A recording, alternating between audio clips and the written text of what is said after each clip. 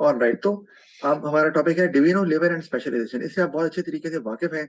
अगर आप मुझे कुछ बता दें तो हम इसको जल्दी कवर कर सकते हैं, और अगर नहीं आपको आता तो फिर मैं उसको एक्सप्लेन करूंगा। जी शादीन, इकरा, आप में से कोई भी, डिवीजन ऑफ लेबर या स्पेशलाइजेशन क्या चीज है?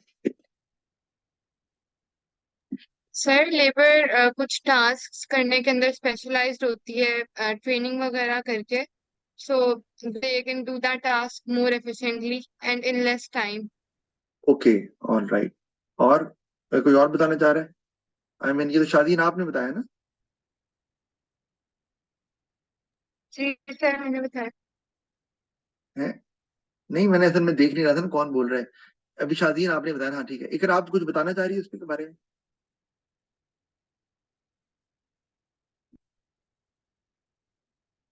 इकरा। सर इंडस्ट्रीज वगैरह जो होती हैं वो किसी एक स्पेसिफाई कर सकती हैं कि अपनी एक स्पेशलाइजेशन हो सकती है उनकी। और लेबर की डिवीजन होती है जिस जैसे स्किल लेबर है, अनस्किल लेबर है, तो वो होती है आई थिंक। ओके, चले, कुछ आइडिया तो है ही। यानी कि डिवीजन ऑफ लेबर जो है वो बेसिकली एक टेक्निक है जो इस्तेमाल की जाती है कि अगर एक जॉब है जिसको आपने परफॉर्म करना है, तो you divide that job into smaller task, and each task is given to a worker who is skilled in it, who is expert in it, और who can do that in a better way than other workers. अच्छा, तो जिस तरह के school में होता है कि हर सब्जेक्ट का एक्सपर्ट टीचर आपको वो पढ़ाता है, एक टीचर सारे सब्जेक्ट नहीं पढ़ाता, that is division of labour. और वो इतने सालों से वही सब्जेक्ट पढ़ा ही जा रहा है। तो एक तो ये कि वो उसमें क्वालिफाइड है, स्किल्ड है, और over the period of time कितनी एक्सपर्टीज हासिल कर ली होगी उसी सब्जेक्ट को पढ़ा पढ़ा कर। तो when a worker does that job time and again, तो वो वर्कर पहले स्किल्ड होता है और वो फिर टॉप पे पहुंच जाता है उस स्किल में, उस जॉब को परफॉर्म करने में, या उस टास्क को परफॉर्म करने में, आप कह सकते हैं। इस तरह डॉक्टर्स भी हैं। तो one single doctor can not treat all the diseases. तो उसमें हार्ट स्पेशलिस्ट है, या ईएनटी स्पेशलिस्ट है, या कोई डेंटिस्ट है, कोई स्किन स्पेशलिस्ट है, तो ये भी डिवीजन लेबर ही हो रही है। क्योंकि मेन जॉब क्या है हॉस्पिटल की? टू ट्रीट पेशेंट्स, ये मेन जॉब है। तो उसको डिवाइड कर दिया, हार्ट पेशेंट्स और स्किन पेशेंट्स और लंग्स के पेशेंट्स और वगैरह वगैरह। इसी तरह टीचिंग में भी है। मेन जॉब क्या है? To give education to students, ये मेन जॉब है। तो टास्क कैसे बनाए? ये जी केमिस्ट्री का पीरियड, ये इकोनॉमिक्स का, ये अकाउंटिंग का, ये सोशियोलॉजी का, और उसको फिर दे दिया एक्सपर्ट्स को। तो this is level. Okay fine. तो ये आपको अंडरस्टैंडिंग है, ये इसमें मौजूद भी है, तो हम इस पे बात ज्यादा नहीं करते, बस छोटी सी बात करूंगा इसके ऊपर। बाकी बहुत लेंथी भी लिखा हुआ एग्जाम्पल्स को आप स्किप कर सकते हैं, कोई प्रॉब्लम नहीं है। तो जो बात मैंने बतानी है वो ये कि अगर मैं डिवीजन ऑफ लेबर की बात करूं, तो डिवीजन ऑफ लेबर का फायदा क्या है, ये बताया जा सकता है मुझे? आप में से कोई बता सकता है? What is the benefit of division of labour? क्या ख्याल है? क्योंकि ये आ सकता है ना पेपर में, डिवीजन ऑफ सर लेबर। क्योंकि different workers are assigned to do different work which they can do perfectly and more efficiently.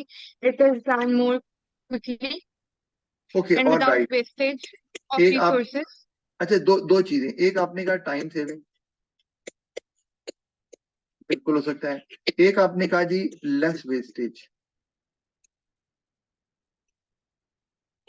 ये भी ठीक है। इकरा, आप भी कोई बताना चाह रही हो? सर स्पेशलाइजेशन हो सकता है। हाँ, अब स्पेशलाइजेशन तो एक वर्ड है ना, मुझे स्पेसिफाई करो, मतलब क्या फायदा होगा उससे? उससे आप क्या कहना चाह रही हो मुझे समझ आ रही है। आप कह रही हो जैसे हम कह सकते हैं हायर क्वालिटी, है ना? यस। यानी कि अगर मैं इकोनॉमिक्स पढ़ा रहा हूँ इतने सालों से, तो मैं I can teach students in a better way. I can explain concepts in a simpler way so that an ordinary student can understand that. तो ये क्वालिटी बढ़ गई ना, सर्विस की क्वालिटी बढ़ गई। तो यस, स्पेशलाइजेशन से प्रोडक्ट की क्वालिटी भी बढ़ जाती है, इधर इट इज अ गुड और सर्विस। अच्छा, तो ये ठीक है, हमने तीन को देख ही लिया ना, इससे ज्यादा क्या लिखने हैं पेपर में। इस तरह अगर हम कॉन्स की तरफ आ जाएं तो उसमें क्या, इकरा आप भी इनपुट दो और शादीन आप भी दो। अच्छा, Sir, workers can get tired from all doing the right. same job, so अच्छा एक, efficiency can reduce. अच्छा टायर्ड क्यों होंगे, मतलब टायर्ड का वर्ड तो इस्तेमाल की, शायद आप कुछ और कहना चाह रही हो। अगर वो एक ही काम को हाँ बार जी, बार,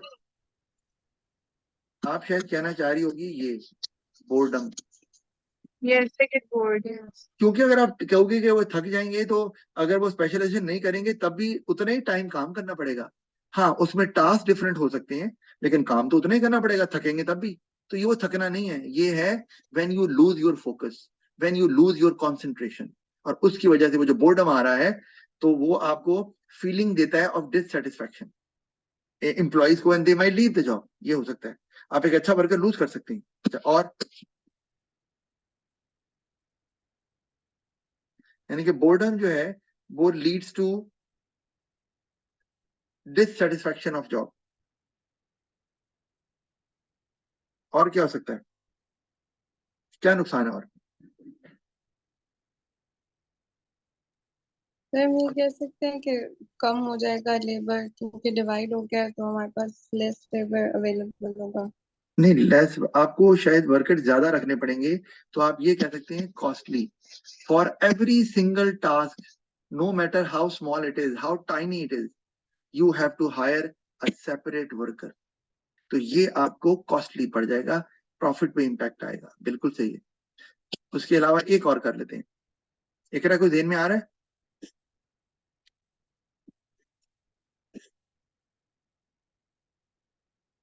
नहीं, एकरा कुछ हाँ ना तो कर दिया करो ना, ये पता चले आप इधर ही हो।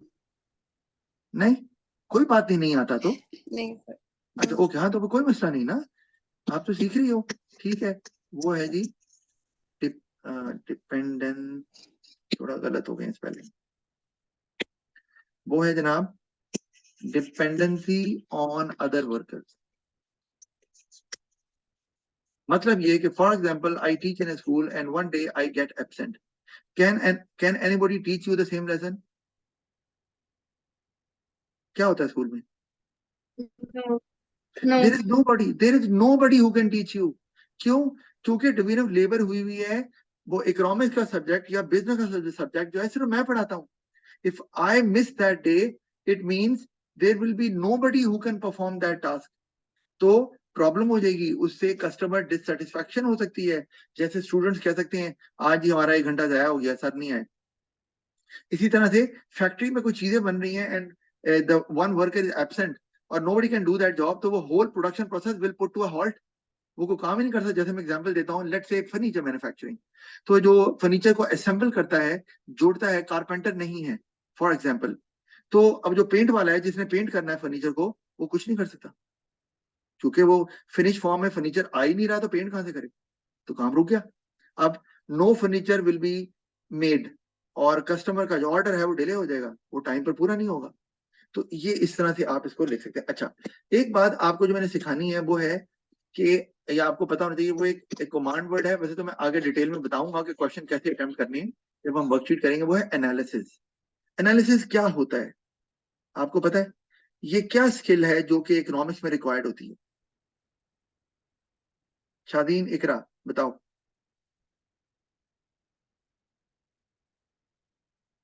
नहीं पता?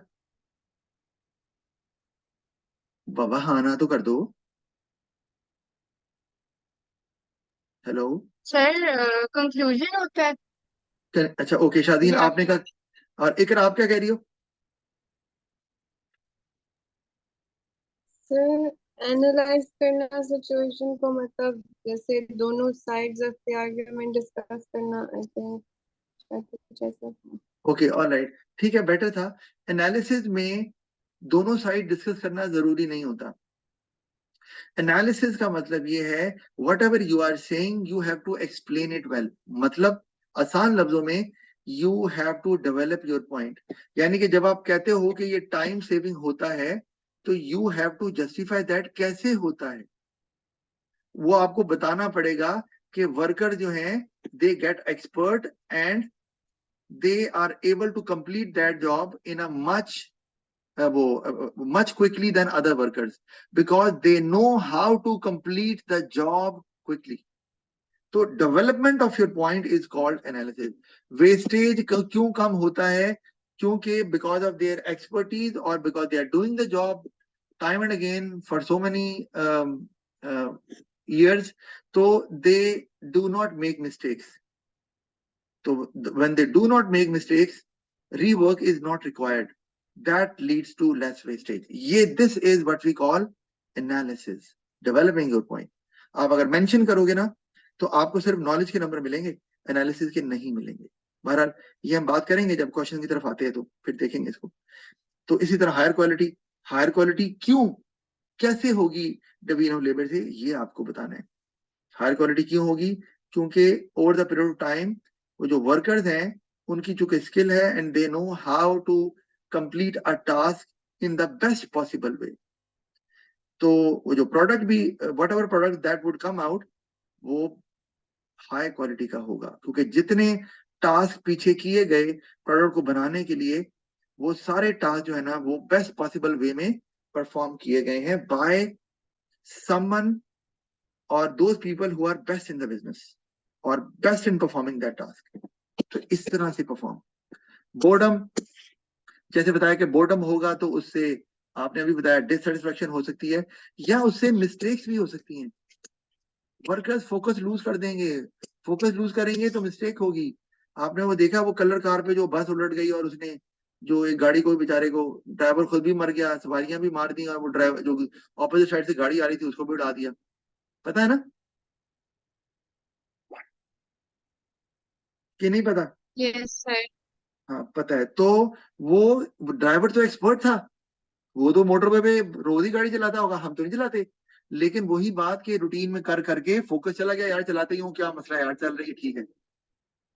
उसने नहीं ध्यान दिया और तेज आ रहा था वो, तो उससे देखो क्या हुआ। तो इसी तरह फैक्ट्री में वर्कर्स भी sometime they lose concentration because repetitive work होता है तो इंसान बोर हो जाता है और फिर वो फोकस लूज कर देता है और उससे फिर मिस्टेक्स होती हैं।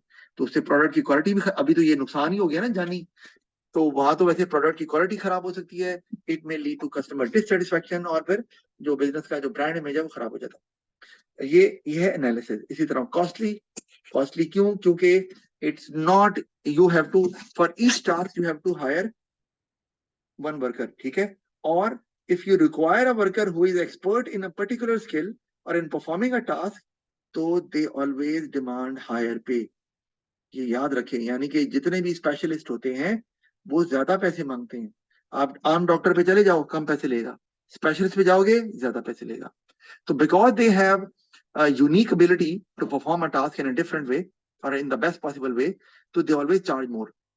एक तो बंदे भी ज्यादा रखने क्योंकि हर टास्क के लिए लगा बंदा, और वो चूंकि उनके पास रेयर क्वालिटीज होती हैं टास्क को परफॉर्म करने के लिए, या they are the best in the business और one of the best in the business, तो पे भी ज्यादा करना पड़ता है because they are demanded more. और इसी तरह डिपेंडेंसी ऑन अदर वर्कर्स, वो बता दिया the whole production process will put to a halt, और उससे फिर you won't be able to meet the demand of the customers timely, leading to bad brand image और लोअर सेल्स, लोअर प्रॉफिट आता है। I hope इकरा और शादीन आप दोनों को समझ आ गई होगी, right? Sir, yes, I have a question. What जी is the main difference between division of labor and specialization? All right, मैं बताता हूँ आपको। स्पेशलाइजेशन जो होता है, एक तो ये कि वो एक कॉन्सेप्ट है, और स्पेशलाइजेशन जो होती है वो 3 लेवल्स पे होती है। या पूछ रही हैं तो मैं 1 मिनट से मैंने सॉरी उसको बंद कर दिया था। चलो बार मैं जुबानी बता देता हूँ आपको, ना समझ आई तो फिर मैं व्हाइट बोर्ड इस्तेमाल कर लूंगा। Specialisation at individual level, specialisation at regional level, specialisation at country level. अब आपने याद रखना है जो स्पेशलाइजेशन, अच्छा चलो मैं निकाल ही लेता हूँ ताकि आपको ज्यादा अच्छे से समझ आए। आपने सवाल किया है तो मुझे इसको जवाब भी अच्छे से देना चाहिए। अच्छा, अब मैंने आपको क्या कहा जी, आपने जो पूछा है तो मैं यहाँ पे लिख देता हूँ specialisation, and I am always happy if you keep on asking question. अच्छा, अब उसमें मैंने आपको कहा इसके लेवल्स हैं, एक है इंडिविजुअल लेवल पे, इंडिविजुअल लेवल, एक रीजनल लेवल पे, और एक है जी इंटरनेशनल लेवल पे, या कंट्री लेवल पे भी कह सकते हैं। अब आपने याद रखना है जो स्पेशलाइजेशन इंडिविजुअल लेवल पे होती है उसी को बोलते हैं डिवीजन ऑफ लेबर। और चूंकि हम माइक्रो पढ़ रहे हैं, आपने याद रखना है, चूंकि हम माइक्रो इकोनॉमिक्स पढ़ रहे हैं, तो इसमें स्पेशलाइजेशन से मुराद डिवीजन ऑफ लेबर ही है। Both have the same meaning. लेकिन अगर वो रीजनल लेवल पे हो जाएगी, जैसे अभी हमने बात की ना, एक वर्कर, जैसे मैं कहता हूँ इकोनॉमिक्स टीचर, तो ये डिवीजन ऑफ लेबर है। और ये स्पेशलाइजेशन एट इंडिविजुअल लेवल है। एक बंदे ने एक टास्क को परफॉर्म करने में एक्सपर्टीज हासिल कर ली है और वो वही काम करी जा रहा है, ठीक है। या मैं कहता हूँ हार्ट स्पेशलिस्ट, ये दोनों इंडिविजुअल लेवल पे। अच्छा, मैं रीजनल लेवल पे आ जाता हूँ, तो उसमें क्या है, उसमें डिवीजन ऑफ लेबर नहीं होती। उसमें क्या होता है कि एक particular city, particular area resources को एक खास पर्पज के लिए यूज करता है। Use of resources, use of resources का मतलब है उसमें लैंड, लेबर, कैपिटल सब कुछ आ रहा है। Use of resources to produce a certain product. अब वो सर्टेन प्रोडक्ट गुड भी हो सकता है, वो सर्टेन प्रोडक्ट सर्विस भी हो सकती है। अ सर्टेन प्रोडक्ट, ठीक है। जैसे मैं आपको कहता हूँ, सियालकोट की बात करता हूँ। सियालकोट, सियालकोट किस लिए मशहूर है, जल्दी बताओ। सर नहीं पता? Football industry. जी बिल्कुल, स्पोर्ट्स, स्पोर्ट्स गुड्स। अच्छा, मैं कहता हूँ चिनियोट किस लिए मशहूर है, पता है? फर्नीचर। Very good. तो ये स्पेशलाइजेशन है एट इंडिविजुअल लेवल। अब इसका मतलब ये नहीं है कि यहाँ पे हर बंदा एक एक टास्क परफॉर्म कर रहा है, कोई जरूरी नहीं है। हो सकता है वहां एक पूरा फर्नीचर एक ही बंदा बना रहा हो, ठीक है। हाँ, अगर फर्नीचर बनाने में डिफरेंट प्रोसेसेस हैं और हर प्रोसेस पे एक बंदा काम कर रहा है, तो वो डिवीजन ऑफ लेबर है। लेकिन अगर सिर्फ सियालकोट स्पोर्ट्स गुड्स बनाता है और वो हर एक बंदा एक पूरी कंप्लीट यूनिट बना रहा है, यानी कि एक बंदा पूरा फुटबॉल बना रहा है, एक बंदा पूरा फर्नीचर बना रहा है, कोई टेबल है, कोई चेयर है, कोई बेड है, तो वो डिवीजन ऑफ लेबर नहीं है, लेकिन वो रीजनल स्पेशलाइजेशन है। तो ये हमें समझ आनी चाहिए। अच्छा, इसी तरह से मैं अगर बात कर दूं मरी, क्या मरी क्या करता है, उनकी क्या स्पेशलाइजेशन है, वो बता दो, इतना आसान है तो। वो टूरिज्म, भाई सर क्या हो गया। किसका है सर? वो मरी सामने तो लिखा हुआ है, आप शायद आपको नजर नहीं आ रहा। सर वो स्क्रीन ऊपर हुई भी थी। आप आ गया नजर। यस। तो मरी टूरिज्म में है। वो वैसे तो वॉलनट और वुडन आइटम में भी है, लेकिन चलें हम टूरिज्म कर लेते हैं। अब इंटरनेशनल पे आ जाओ, तो ये है कंट्री लेवल पे। जैसे मैं कहता हूँ ये कि ये भी क्या करते हैं, use of resources to produce a product, लेकिन एट कंट्री लेवल, ठीक है। ये जो मैंने कहा था सर्टेन प्रोडक्ट, एक मिनट मैं इसको मिटा दूं यहाँ से। यानी कि मैं कहता हूँ जापान किस लिए मशहूर है,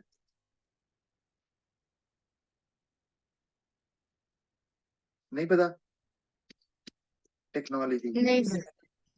कोई बात नहीं। मैं कहता हूँ साउथ अफ्रीका किस लिए मशहूर है, गोल्ड माइंस, ठीक है। मैं कहता हूँ पाकिस्तान किस लिए मशहूर है, कॉटन। आला, बहुत आला, दुनिया की आला तरीन कॉटन में से ना, जो है ना, वो ये पाकिस्तान प्रोड्यूस करता है। अफसोस कि वो उसको रेडीमेड गारमेंट्स में कन्वर्ट नहीं कर पाता उस तरह से, और वैसे एक्सपोर्ट कर देता है। तो ये है फर्क। जी शादीन, क्लियर हो गया आपको? Yes sir. अब ये कि अब इन तो डिवीजन ऑफ लेबर सिर्फ इंडिविजुअल लेवल पे होती है, बाकी कंट्री लेवल पर, रीजनल लेवल पे डिवीजन ऑफ लेबर हो भी सकती है, जरूरी नहीं है। वो तो डिपेंड करता है ना कि वो चीज क्या, अगर if one person is making the is responsible for a complete unit of work, एक पूरे प्रोडक्ट को वो खुद बना रहा है, तो वो स्पेशलाइजेशन तो हो सकती है, वो डिवीजन ऑफ लेबर नहीं कहलाएगा, चाहे वो रीजनल लेवल पे हो, चाहे वो इंटरनेशनल लेवल पे। लेकिन आपको भी समझ आ गई होगी, आई होप। Ji sir. कोई सवाल तो नहीं है आपका, इकरा? नहीं सर, समझ आ गई। ऑलराइट, आगे चलते हैं। अब जल्दी से तो एक तो ये हो गया डिवीजन ऑफ लेबर स्पेशलाइजेशन की बात हमने कर ली। आगे आ गया role of the entrepreneur in contemporary economy is risk and organisation of the other factors of production. अच्छा, इसको जल्दी से देख लेते हैं। आप चाहे तो जो मैं आपको डेमोन्स्ट्रेट करता हूँ आप इसके नोट्स भी खुद से बना सकते हैं, और बुक तो मैंने आपको शेयर कर ही दी हुई है। अच्छा, एंटरप्रेन्योर होता है, एंटरप्रेन्योर ये कौन होता है, जल्दी से बता दो कौन होता है ये? Sir, the person who owns and controls the resources. Okay, यानी the owner of the business, right? Okay, इसके पास दो चीजें ये करता है, इसके पास रिस्क टेकिंग एबिलिटी होती है, और दूसरी चीज क्या होती है इसके पास, कि ये जो है ना ऑर्गेनाइज करता है, ऑर्गेनाइजेशन ऑफ रिसोर्सेज। कौन सा रिसोर्स कहाँ लगाना है, कितने लैंड कितना लगाना है, लेबर कितनी, कैपिटल लगाना है, लगाना भी है कि नहीं लगाना, ऑर्गेनाइजेशन ऑफ रिसोर्सेज, ये इसका काम। इसका रोल क्या है इकोनॉमी के अंदर एंटरप्रेन्योर का? एंटरप्रेन्योर को के लिए होने के लिए जरूरी क्या है? एंटरप्रेन्योर को रिस्क टेकर जैसे मैंने लिखा है, इसको क्रिएटिव होना चाहिए, एंटरप्रेन्योर को हार्ड वर्किंग होना चाहिए, Confident, good communication skills, very and good, innovative. बिल्कुल जबरदस्त, आपने बहुत अच्छी बातें, गुड कम्युनिकेशन। फिर आपने कहा क्या बताया? Innovative, so he can bring in uniqueness to his business. जी, इनोवेटिव होना चाहिए, उसको ऑप्टिमिस्टिक होना चाहिए, even in adverse circumstances he must be able to lead from the front, क्योंकि बिजनेस में अप्स एंड डाउन्स आते रहते हैं, तो उसको पता होना चाहिए this tough time will be over as well. अच्छा बहरहाल, तो ये इसकी क्वालिटीज होती हैं। इसका रोल क्या है? एंटरप्रेन्योर एम्प्लॉयमेंट देता है, आपको पता है रोल, ठीक है? एम्प्लॉयमेंट देता है तो उससे लोगों का लिविंग स्टैंडर्ड बढ़ता है। और एंटरप्रेन्योर क्या करता है जी उसके अलावा? एंटरप्रेन्योर जो है वो गुड्स एंड सर्विसेज प्रोड्यूस करता है, और उससे क्या होता है? To satisfy people's needs and wants. फिर Sir, एंटरप्रेन्योर, he जी can also contribute to the exports of the country. Very very good, यही मैं लिखने लगा था। वो अगर आपके एक्सपोर्ट्स में कंट्रीब्यूट कर सकता है, जिससे फॉरेन रिजर्व्स आते हैं, और आपको पता है फॉरेन रिजर्व से मुराद पाकिस्तान के पॉइंट ऑफ व्यू से है डॉलर्स। इनफैक्ट पूरे वर्ल्ड में यही चलता है, फॉरेन रिजर्व। और ये क्यों जरूरी है? क्योंकि फॉरेन रिजर्व होंगे तो आप कल को कोई बाहर से चीज खरीद सकेंगे। आपके पास डॉलर नहीं है, we do not have the authority to print dollars. तो अगर आपके पास डॉलर नहीं है तो आपको पहले डॉलर खरीदने पड़ जाएंगे, और वो डॉलर कहाँ गया हुआ है, वो महंगा पड़ेगा। और आपके पास डॉलर पहले से हैं तो खरीदने तो नहीं पड़ेंगे, तो डॉलर आएंगे कहाँ से? हम तो प्रिंट कर नहीं सकते। वो है एक्सपोर्ट्स। तो अगर एंटरप्रेन्योर एक्सपोर्ट करते हैं तो उससे डॉलर्स आते हैं। और आपको मैं ये बताता हूँ कि होता क्या है, अगर आप फर्ज किया गाड़ियां एक्सपोर्ट करते हैं, तो आपने गाड़ी एक्सपोर्ट की, आपको डॉलर आए, तो डॉलर आपके पास नहीं आएंगे, वो जाएंगे स्टेट बैंक ऑफ पाकिस्तान के पास, जिसे सेंट्रल बैंक बोलते हैं। वो डॉलर रख लेगा अपने पास और उसको कन्वर्ट करके रुपीज में आपको देगा। तो इसका मतलब है गवर्नमेंट के पास फॉरेन रिजर्व इस तरह से बढ़ते हैं, और ये बहुत मेजर कंट्रीब्यूशन है किसी भी इकोनॉमी के ग्रो करने के लिए या उसको स्टेबलाइज करने के लिए। बहरहाल, अच्छा, और उसके अलावा वो टैक्स रेवेन्यू भी देता है, और टैक्स रेवेन्यू जो है ये गवर्नमेंट का मेजर सोर्स ऑफ इनकम है।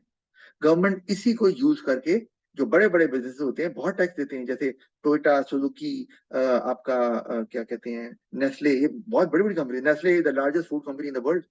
तो ये जो पेप्सी, कोक नजर आते हैं, तो ये गवर्नमेंट इसको इस्तेमाल करती है for welfare, for public welfare, for public projects, flyover, underpasses, power generation projects. तो ये ऑरेंज लाइन जो बनी हुई है यहाँ पर, तो ये सारा कुछ गवर्नमेंट को ये फंड्स चाहिए होते हैं। तो आई होप कि आपको आसानी से, मेरा मकसद था कि मैं ओपन कर दूं कि अगर कोई रोल ऑफ एंटरप्रेन्योर का सवाल आए तो आप उसको लिख सकें अच्छे से। अच्छा, लेकिन एंटरप्रेन्योर का एक नेगेटिव साइड भी होती है, वो क्या है? What is the negative side of? His aim is his own benefit, which is profit making. Yes, और उसकी वजह से वो क्या कर सकता है? वो पोल्यूशन कर सकता है। ठीक है, वो सिर्फ वो चीजें बनाएगा, रिसोर्सेज गवर्नमेंट के इस्तेमाल कर रहा है, लैंड, लेबर, कैपिटल वगैरह, और वो बना रहा है सिर्फ profitable items, only profitable item, यानी कि अगर उनमें प्रॉफिट नहीं है and people are demanding it, he won't produce और शी वोंट प्रोड्यूस, तो उसमें प्रॉफिट नहीं है। जैसे रोड्स, रोड्स कौन बनाता है? गवर्नमेंट। रोड बनाने में प्रॉफिट नहीं है, because anybody can use it without the permission, तो वो नहीं बनाता। इसी तरह हेल्थ केयर फैसिलिटीज हैं, गांव में डॉक्टर्स नहीं होते हैं, हेल्थ केयर फैसिलिटीज नहीं होती, तो प्राइवेट सेक्टर कोई नहीं जाता वहाँ, ऑन्टरप्रेनर कोई नहीं जाता, गवर्नमेंट को ही जाना पड़ता है वहां पर। स्कूल्स को ले लो, हर जगह स्कूल तो नहीं खुले हुए, जबकि education is a basic necessity, लेकिन हर स्कूल तो नहीं हर एक को तालीम देता। वो तो कहते हैं जो पैसे देगा आ जाए, जो नहीं देता वो भाड़ में जाए, यही है ना।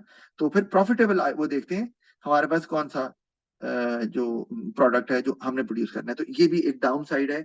तो poor people would remain poor in that case, they won't be able to enjoy amenities of life, यानी कि अगर एजुकेशन हासिल करनी है तो गरीब का बच्चा तो एजुकेशन ले ही नहीं सकता, तो उसके अलावा there is only one way out, और वो क्या है? Government provide the education services, और उसके लिए फिर आपको सरकारी स्कूल में जाना पड़ता है। You want to get yourself treated, तो आपको सरकारी अस्पताल में जाना पड़ता है, क्योंकि आपके पास वो ऑप्शन नहीं होते उस केस में। तो बिल्कुल आपकी बात सही है ये। अच्छा, और उसके अलावा एक और भी है कि अगर एंटरप्रेन्योर जो है वो समटाइम्स रिसोर्सेज का मिस यूज करता है। आपने आप में से कितने एटीएम इस्तेमाल करते हैं? दोनों करती हो आप? इस्तेमाल किया कभी? सर अभी नहीं किया। अच्छा, अभी नहीं किया, ठीक है, आपके अपने पैसे नहीं है तो करना कहाँ थे। एक ना, आप करती हो? किया हुआ है। किया हुआ है, फादर का कार्ड चोरी कर लिया और इस्तेमाल कर लिया ऐसे? ऐसे। अच्छा चलें, ओके, अब सुनिए, तो आप गौर करें, जब आपने कार्ड इस्तेमाल किया ना, तो जब एंड पे आपको पता है वो रिसीट आती है, तो उस पे आजकल ये लिखा हुआ आता है गो ग्रीन। क्या आपने गो ग्रीन जाना है या आपको रिसीट चाहिए? पता है आपको ये? नहीं देखा, नोटिस नहीं किया, कोई बात नहीं।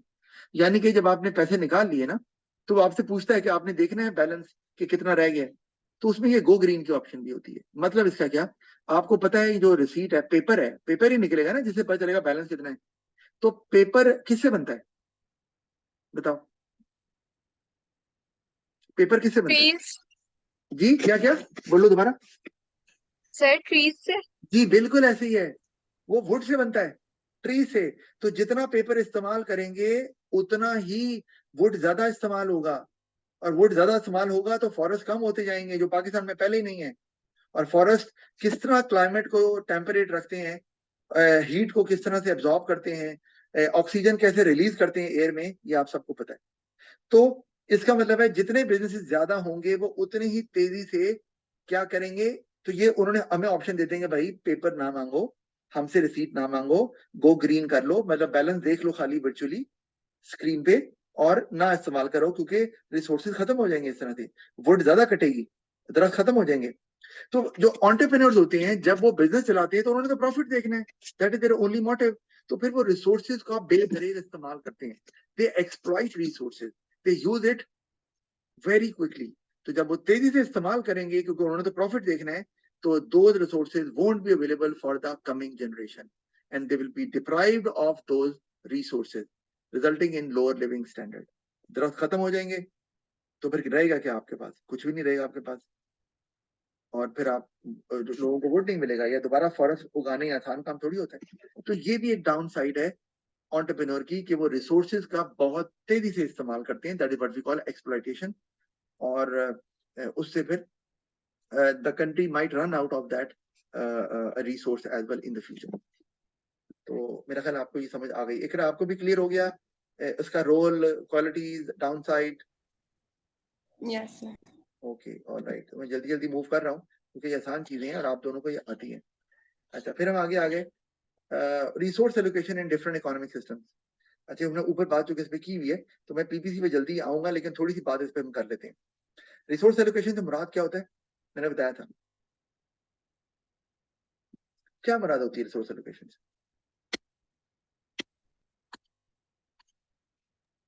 वो बताए। Sir, the questions we answered. What to, where we have to allocate our resources by answering those three questions. Yes. अच्छा, एलोकेशन में एलोकेट का वर्ड तो ना इस्तेमाल करो।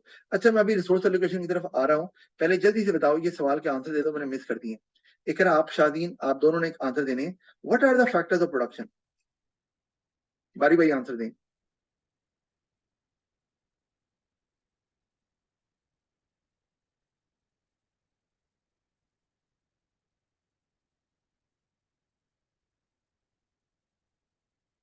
सोच के आंसर देना है सर दूं जवाब?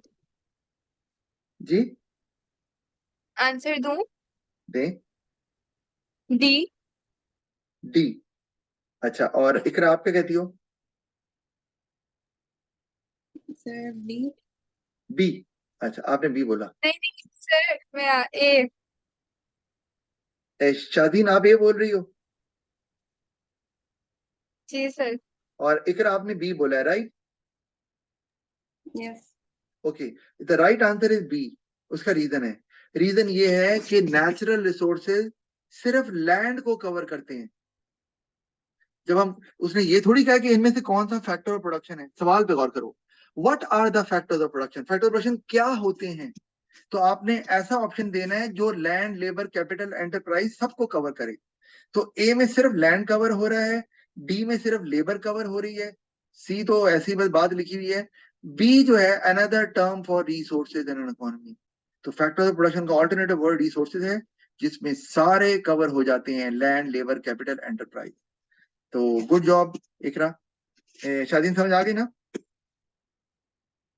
जी सर। अगला सवाल, the factor of production capital means.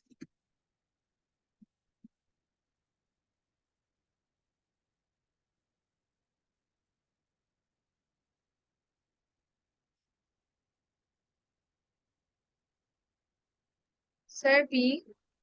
B, okay. Iqra,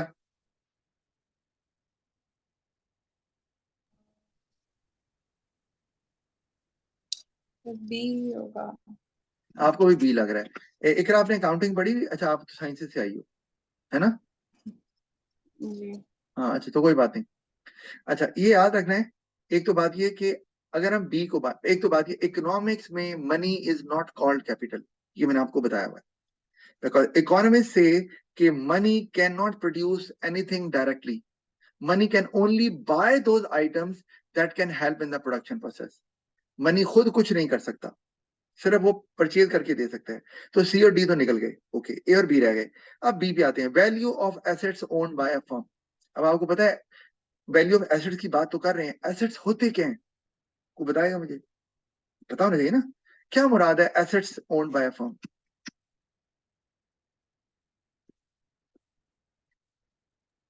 sir जो सर मतलब ओन, जो चीजें ओन करती है फर्म।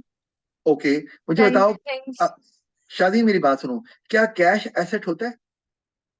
Cash yes. होता है। यस। तो फिर कैश तो इकोनॉमिक्स में कैपिटल होता ही नहीं है। उसने तो कोई नहीं लिखा ना यहाँ पर। ये अधीन आपको बता रहा हूँ कि फिक्स एसेट है, ये नॉन करंट एसेट है, ये नहीं है।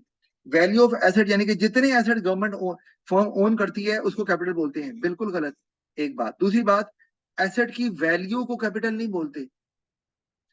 एसेट अगर तो वो एसेट बिल्डिंग है तो कैपिटल है, अगर तो वो एसेट मशीनरी है तो कैपिटल है, अगर तो वो एसेट टूल है जिससे कोई प्रोडक्शन होती है तो कैपिटल है। हमें यहाँ कुछ नहीं बताया गया। एसेट्स तो कई तरह के होते हैं। एसेट तो आपकी, मैंने आपको जैसे बताया, कैश इन हैंड भी होता है, बैंक में पैसे पड़े हुए हैं, वो भी एसेट होता है। आपके जो डेटर्स होते हैं, ट्रेड रिसीवेबल, ट्रेड पेएबल, वो भी एसेट होते हैं। तो क्या वो कैपिटल होते हैं? शादीन, आप, आपसे पूछ रहा हूँ। नहीं। नहीं होते, तो इसलिए बी नहीं हो सकता। और इकरा, आपके लिए, क्योंकि आपने काउंटिंग नहीं पढ़ी हुई, तो आपको बता रहा हूं, हम कहते हैं कैपिटल इकोनॉमिक्स में बोलते हैं man made items, simple is that, which can directly help in the production of goods and services. तो चूंकि वैल्यू ऑफ एसेट्स के अंदर कैश भी आ जाता है, मनी भी आ जाता है, इसीलिए ये आंसर आ जाता है। उसमें बिल्डिंग भी आती है, माना कैपिटल होता है, मशीनरी भी आती है, लेकिन चूंकि बाकी भी चीजें आती हैं इसलिए ये नहीं हो सकता, चूंकि मनी डायरेक्टली कुछ भी प्रोड्यूस नहीं करता। तो इसका आंसर ए है, what is combined with land and labour to produce goods and services. Capital वो है जो लैंड और लेबर से मिलकर गुड्स एंड सर्विसेज प्रोड्यूस करता है, तो इसमें गलत क्या है? सही बात है, लैंड लेबर के साथ सर कैपिटल। सर हाँ, एंटरप्रेन्योर का भी जिक्र होना चाहिए था अगर वो सारे बाकी फैक्टर्स ऑफ प्रोडक्शन की बात कर रहा है तो। अब मैं मैंने ये ऑप्शन से इस वजह से नहीं किया। हाँ, क्यों नहीं है? क्योंकि ये ऑटोमेटिकली इसके अंदर मौजूद है, ये इन बिल्ट है इस ऑप्शन में। कैसे? What is combined with? Combine कौन कर रहा है? एंटरप्रेन्योर। बस खत्म हो गई बात, बात ही खत्म हो गई। इसीलिए कंबाइन कर रहे हैं, इसका मतलब एंटरप्रेन्योर तो होगा, तो ऑटोमेटिकली कैपिटल फिर साथ आ जाएगा उसके बाद, जो रह गया एक चीज। अच्छा, ठीक हो गया ना शादीन? जी ऑलराइट, आगे। Question number 3, which of these is the best explanation of how an economist describes an entrepreneur?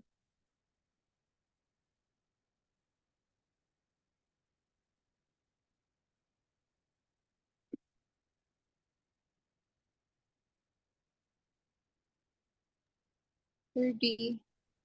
D. शादीन आपने कहा डी, और इकरा आपने? Sir D. फिर मैंने जी जी, इकरा बोले। डी बोला सर। अच्छा, दोनों ने डी बोला है, तो सोई सोई क्यों